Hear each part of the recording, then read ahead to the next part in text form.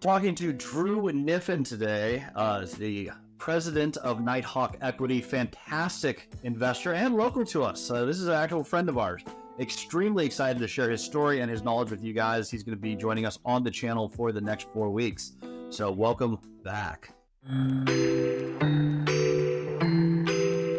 Welcome back to the channel. My name is Cody. This is Christian, and today we're joined by Drew. Drew, welcome to the channel. Thanks, guys. I'm glad to be here. It's gonna be fun. Glad to have you here. You've done quite a lot.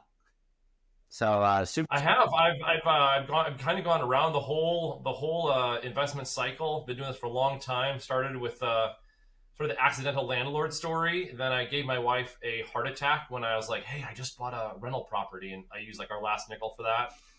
All the way through syndications, and I've had some real wins, and I've had some losses, and it'll be fun to talk about it together. Well, let's talk about that. So you got started and you spent all of your money. And so you probably just gotten married. You spent all your money on rental and said, surprise, we're broke. It's basically right. Yeah. So, I mean, it actually starts out before that. We bought a home in like 06 together, a condominium. And long story short, we wanted to move out of it in 08. And I kind of looked at my mortgage statement and it said, I owe $250,000. I looked at Zillow and it said the house was worth $200,000. Oops. Like, uh-oh, what do I do? And I was like, I'll just rent this thing, like with no master plan. And I rented it, and it was a nice place, kind of a Class A kind of condominium.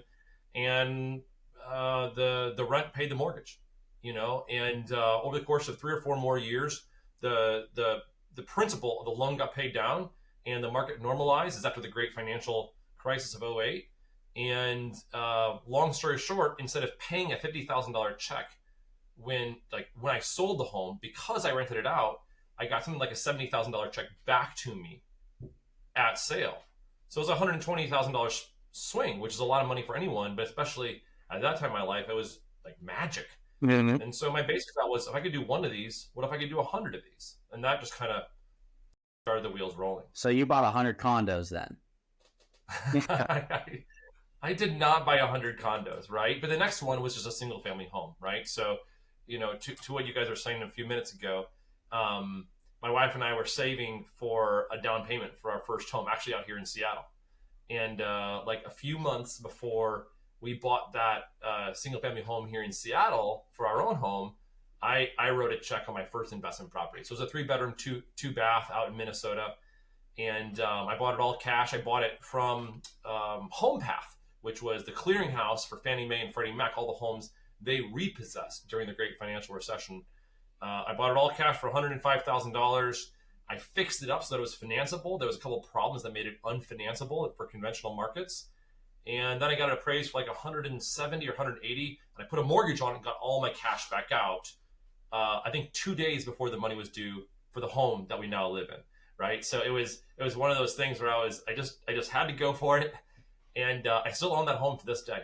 It's one of my first, it was basically my first rental, and it's been phenomenal over the years. And then on and on and on it went, from a duplex to a tri to a quad, and forever. So teaser for the next episode, we're going to deep dive syndication, and Drew is a master of that game. So we're going to get really deep into that. But generally, so you went from a condo to single family to small multifamily. At what point in your career did you switch to a syndication model, and what did those first deal sizes look like once you started syndicating? Yeah, the first one I did was the first syndication I did, and just for all the listeners, syndication is basically, hey, let's all pool our money together and buy something that we couldn't buy by ourselves. Mm-hmm. That's all it is. You're just teaming up to buy big things. And I did that when I ran out of money, right? So I did a 3, I did a 6, I did a 9. I did a couple kind of buying a wholesale, turning it into better financing it, all those sort of smaller things. And then it basically ran out of money. And at that time, one of my friends had just quit his full-time job at Target Corporation and was syndicating 171 units. This is in Minnesota.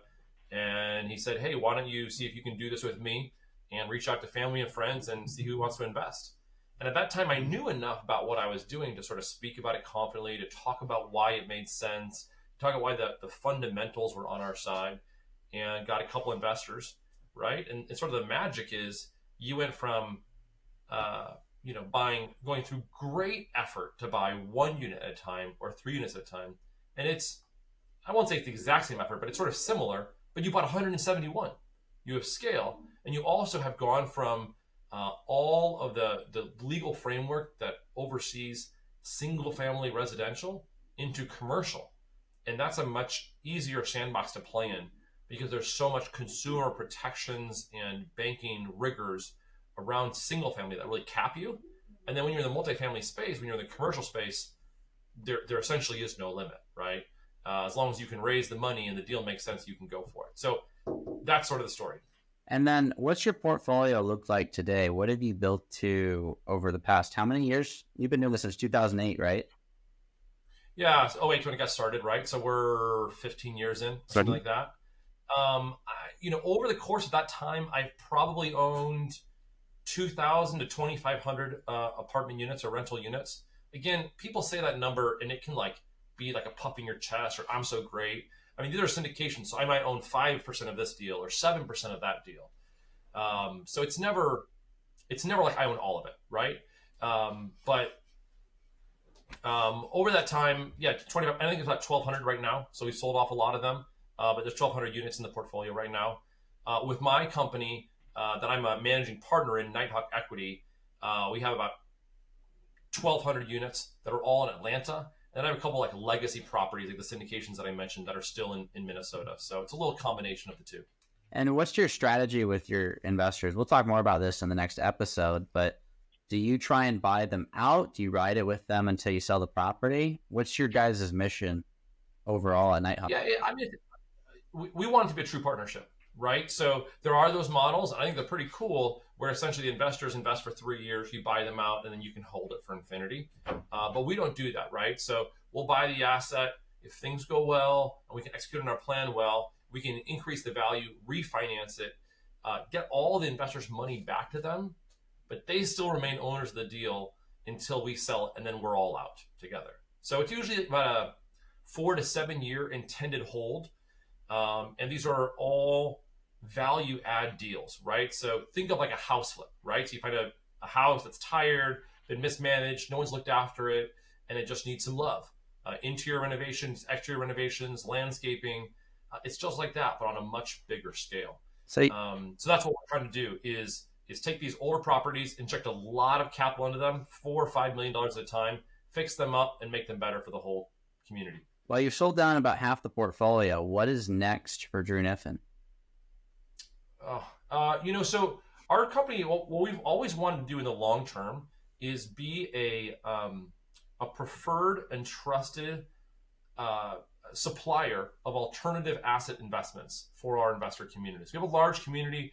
People have heard us on our podcast, Apartment Freedom Through Multifamily Investing.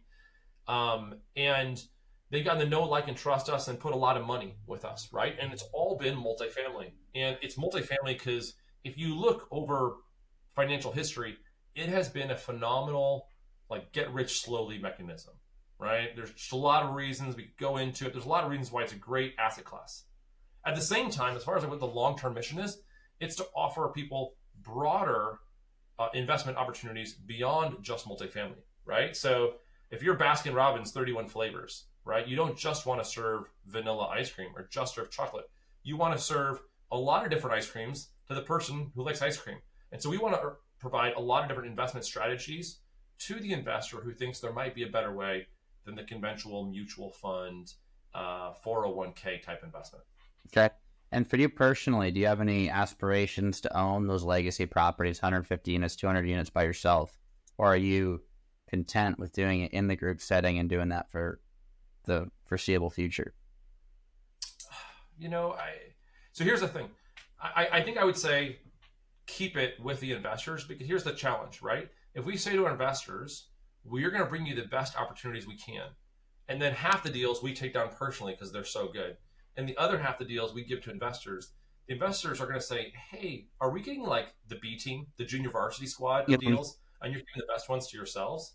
And that's a conflict of interests, and it wouldn't create that trust, which we're trying to build so much. So I wouldn't say that we're going to do that. But what we might do is try to find those different investments that might work for people who have a different risk appetite, investment horizon, people that are more focused on cash flow than want huge yield.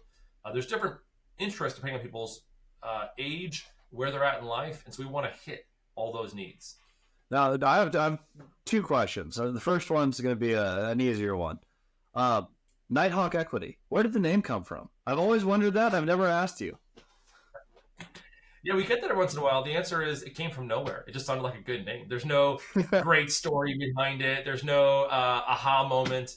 Sometimes people confuse and think of like Knights of the Round Table. There's no K on the front. It's just Knight and Hawk, and it's worked well for us. So sorry to disappoint. It's just the name that's worked well for us over the many years. No, that's funny. The reason I asked is I haven't played video games in a long time, but when I was growing up, that was my video game tag, and then I talked to my little sister, and Nighthawk is her video game tag. Total coincidence. Also, no reason behind it. It's just a great name.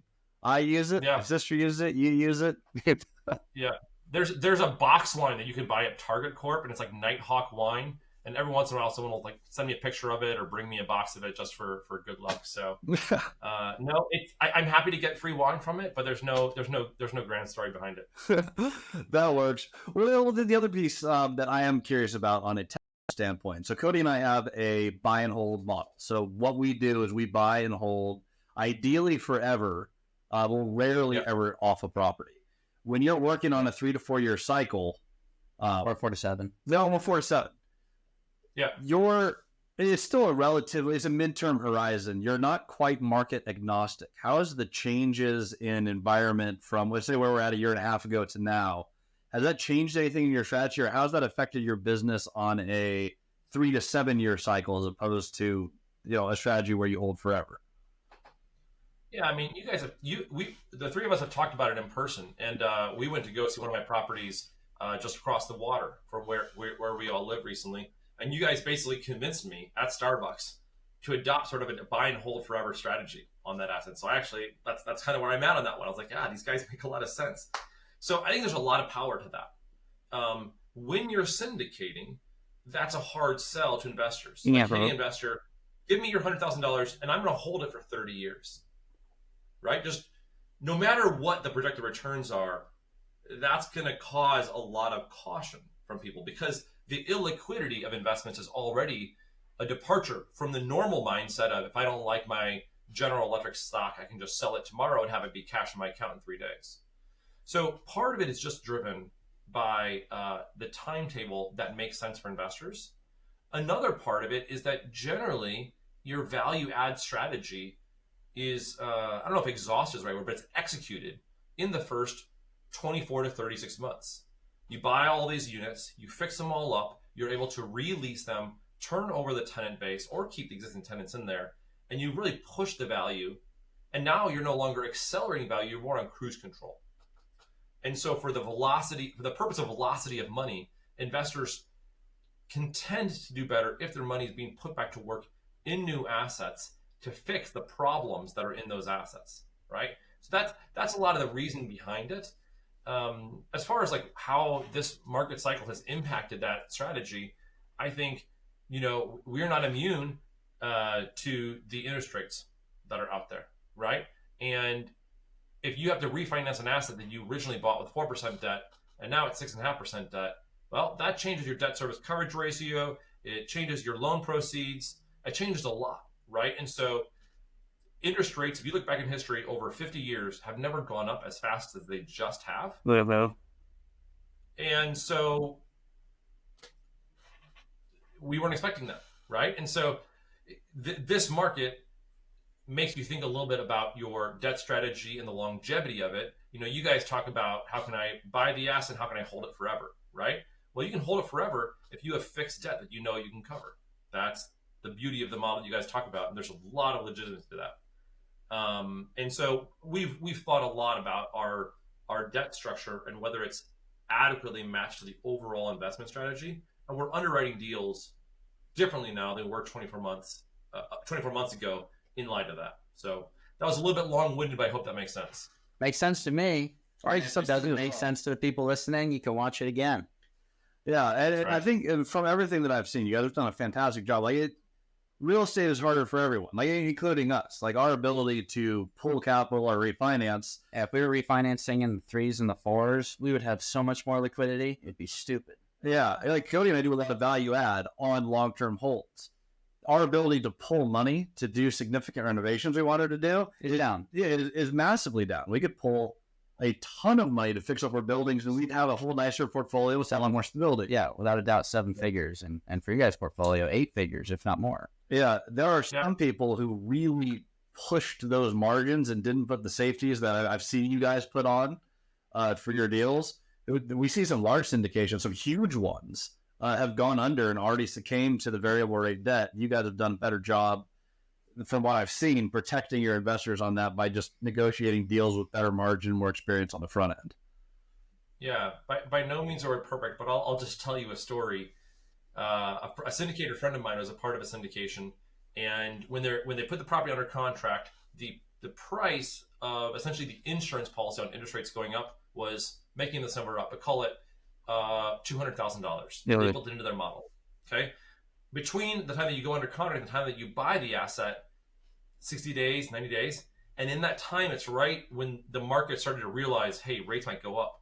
The cost of that debt product went from $200K up to about $1 million.